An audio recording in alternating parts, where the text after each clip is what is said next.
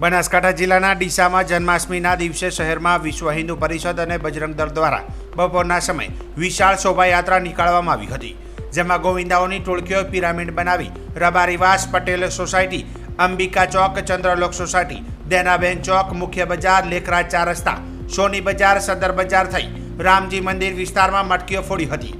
શોભાયાત્રામાં વિશ્વ હિન્દુ પરિષદના અગ્રણીઓ, રાજકીય, સામાજિક તેમજ શહેરના અગ્રણીઓ, નાગરિકો સહિત નગરજનો જોડાયા હતા।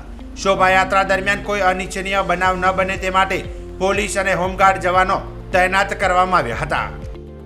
ડીસાથી લોઢા સમાજ શ્રાવણ વદ આઠમ કૃષ્ણ જન્મોત્સવના નિમિત્તે સમગ્ર ડીસામાં દર વર્ષની જેમ આ વર્ષે પણ કૃષ્ણ જન્મોત્સવનો ધામધૂમથી ઉજવણી કરવામાં આવી છે, જેમાં સર્વ સમાજ અને લોઢા સમાજ ધામધૂમથી ફૂલ ઉલ્લાસથી આ કાર્યક્રમ સંપૂર્ણ કરવામાં આવે છે। આ વર્ષે દર વર્ષે અને આવતા હજારો વર્ષો સુધી આ કાર્યક્રમ આવી રીતે બધા હિન્દુ સમાજ ભેગા મળીને કરતા રહે એવી સર્વને અપીલ છે। જય મહાકાળ।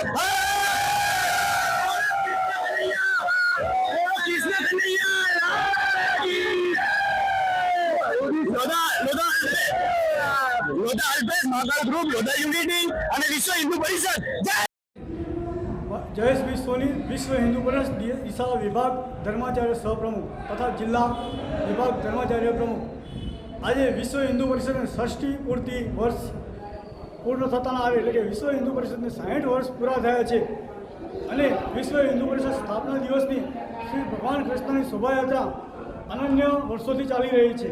ત્યારે આજે ડીસાનગરમાં વિશ્વ હિન્દુ પરિષદ તરફથી ભગવાન શ્રી કૃષ્ણની શોભાયાત્રા નીકળી હતી અને ગલી ગલી સોસાયટી મટકી ફોડનો કાર્યક્રમ હતો અને ભગવાનની યાત્રા ડીસાનગરમાં ફરીને આજે નિજ મંદિર પરત થઈ છે। અત્યારે ભગવાનની આરતી થશે અને ભગવાન હર્ષો ઉલ્લાસથી લોકો રાતે મટકી ફોડનો પ્રોગ્રામ પણ કરશે અને આ યાત્રાનું સમાપન કરશે।